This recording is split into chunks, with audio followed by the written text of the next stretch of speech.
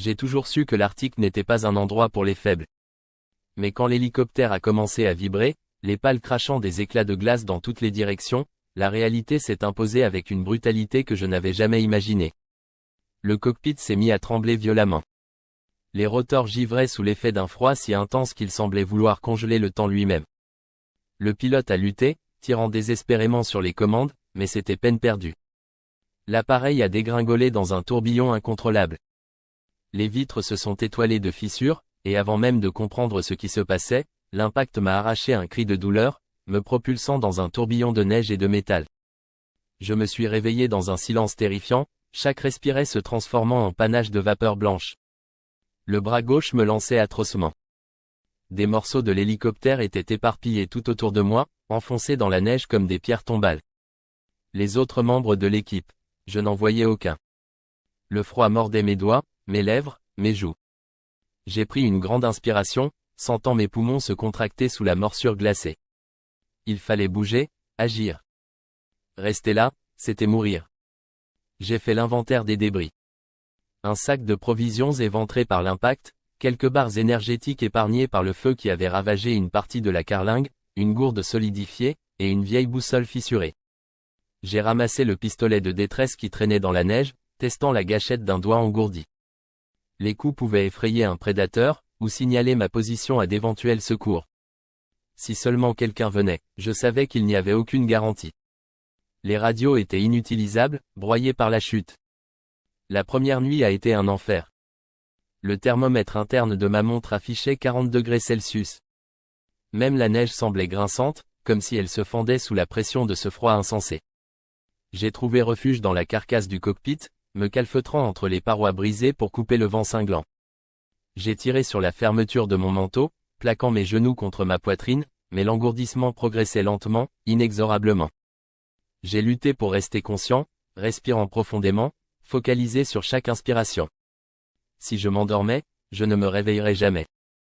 Ce n'était que la première nuit, et j'étais déjà au bord de la panique. Le lendemain, l'aube n'a rien apporté de réconfortant. Le paysage restait figé, blanc, infini. Affamé, j'ai remarqué des traces dans la neige.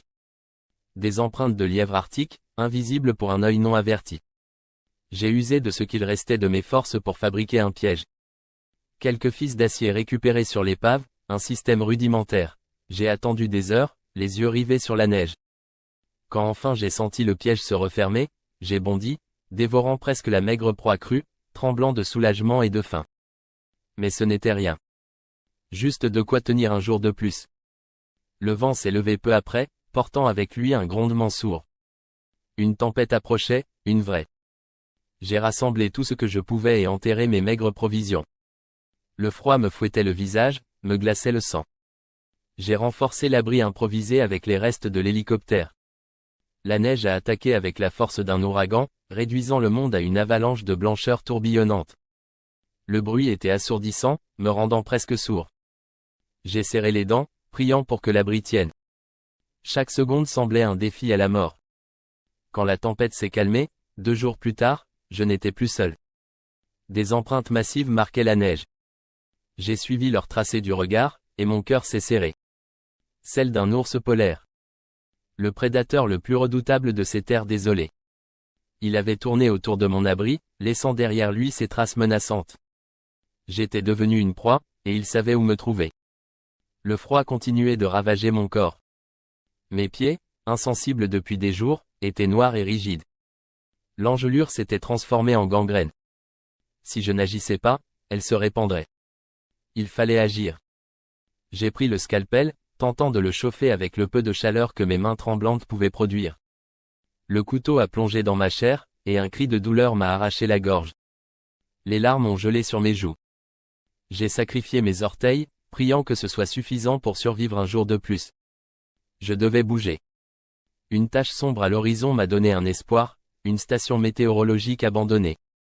Pour l'atteindre, il me fallait traverser un champ de fissures, de véritables pièges mortels. La glace craquait sous mes pas, chaque mètre un défi.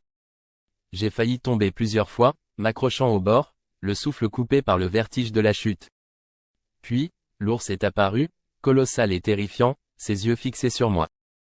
J'ai brandi le pistolet de détresse, tirant en l'air. Il a reculé, mais pas assez. Il savait que j'étais faible, que mes jours étaient comptés. Mais j'ai continué, chaque pas un affrontement avec la mort, chaque respiration une victoire sur l'agonie. Je suis arrivé à la station, une carcasse rouillée, glaciale, mais au moins un abri. J'y ai trouvé des conserves périmées, une vieille radio cassée. J'ai essayé de bricoler quelque chose, désespéré de contacter le monde extérieur. Mais chaque tentative échouait, les échos de la solitude résonnant dans cette structure abandonnée. Je perdais la raison, entendant des voix, voyant des ombres dans la neige. Puis, tout a explosé. Une fuite de gaz. Un éclat de lumière et de chaleur m'a projeté à travers la pièce. Le feu a tout ravagé, me laissant à moitié sourd, la douleur fulgurante. La radio. Je devais la réparer. J'ai bricolé, utilisant chaque morceau que je pouvais. J'ai envoyé un SOS dans le vide, espérant qu'un navire, un avion, n'importe qui m'entende. Mais rien. Juste le silence. Jusqu'à ce que l'ours revienne. Il a attaqué avec une fureur inouïe, brisant les murs. Je l'ai frappé, hurlant de rage, de peur, le blessant à l'œil. Il est parti, mais je savais qu'il reviendrait. Il fallait partir. Avec un traîneau de fortune, je me suis enfoncé dans l'inconnu. Le froid était plus intense que jamais. Mes forces s'amenuisaient, et je n'avais plus de nourriture. J'ai mâché des lichens, dévoré la peau du traîneau. Mon corps se dévorait lui-même. Et puis, un signal. Faible, mais réel. Un navire, quelque part. Je suis tombé, hurlant dans la radio jusqu'à perdre conscience. Et quand tout semblait fini, j'ai entendu un rugissement. L'hélicoptère de sauvetage.